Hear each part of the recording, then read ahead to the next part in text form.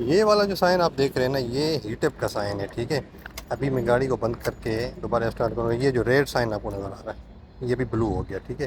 یہ heat up کا sign ہے۔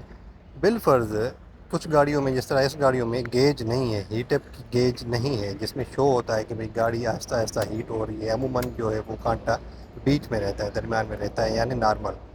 تو جب وہ آہستہ آہستہ اوپر بڑھنے لگتا ہے تو ہمیں اندازہ ہوتا ہے کہ بھئی گاڑی ہماری ہیٹ اپ ہونے لگی ہے۔ لیکن بالفرض جس طرح اس گاڑی میں کوئی ہیٹ اپ کی گیج نہیں ہے، تو ہمیں کیسے پتہ چلے گا؟ جب یہ ہیٹ اپ کی سائن آئے گی، جو ریڈ کلر میں نے آپ کو سائن دکھایا وہ اگر آئے گا تو پھر ہوگا کیا؟ اس کا مطلب یہ ہے کہ بھئی گاڑی ہیٹ اپ ہو چکی ہے، ٹھیک ہے۔ اب اس طرح کی گاڑی میں ہمیں کیسے پتہ چلے گا کہ بھئی ہماری گاڑی ابھی ہیٹ اپ ہونے لگی ہے؟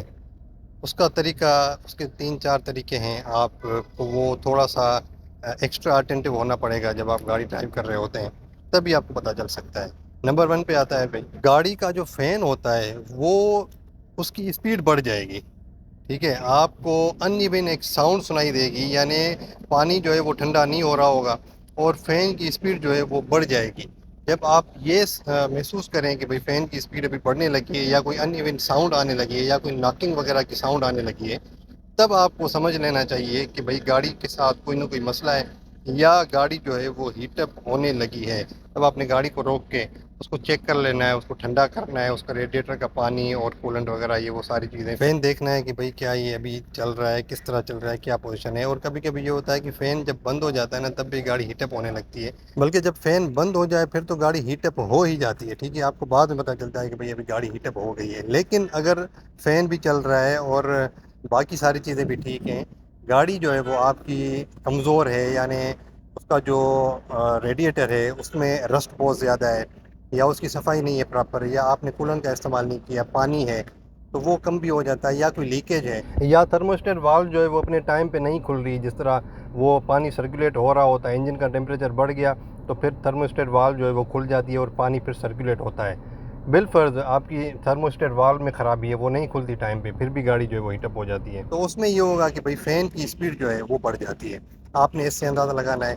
نمبر 2 پہ آتا ہے کہ آپ کی گاڑی جو ہے وہ ان ایون ساؤنڈ پروڈیوس کرے گی، ٹھیک ہے۔ ان ایون ساؤنڈ کون سا؟ ناکنگ وغیرہ ہوگی کوئی، آپ کو یعنی جو ڈرائیور ہوتا ہے اس کو اندازہ ہو جاتا ہے کہ بھئی ایک ان ایون سی ساؤنڈ آنے لگتی ہے نارمل سے ہٹ کے، تب بھی آپ نے اس کو لازمی چیک کر لینا ہے کھڑا کر کے گاڑی کو۔ اور تیسرے نمبر پہ آتا ہے بھائی جان، آپ کی گاڑی جو ہے وہ ایکسیلریشن نہیں لے گی، یعنی ریس آپ کی تھوڑی سی کم ہو جائے گی، یعنی لاس آف پاور ہم جس کو کہہ سکتے ہیں کہ پاور نہیں لے گی گاڑی۔ آپ ریس کے پیڈل کو دبائیں گے لیکن گاڑی جو ہے وہ آپ کو صحیح طرح سے رسپونڈ نہیں کرے گی، تب بھی آپ نے یہ سمجھ لینا ہے کہ گاڑی جو ہے وہ میری ہیٹ اپ ہونے لگی ہے، ٹھیک ہے۔ اس کے بعد بھائی جان آپ کو گاڑی جو ہے وہ گاڑی میں سے سمیل آئے گی، وہ ایک سویٹ سمیل آئے گی، ٹھیک ہے۔ آپ کو پتہ چل جائے گا کہ بھئی گاڑی میری ہیٹ اپ ہونے لگی ہے، یا کوئی نہ کوئی گاڑی میں مسئلہ ہے جو یہ سمیل آ رہی ہے۔ اس کے علاوہ شاید آپ کو ہسنگ ساؤنڈ بھی سنائی دے، اس طرح کی آواز بھی شاید آپ کو سنائی دے، ٹھیک ہے۔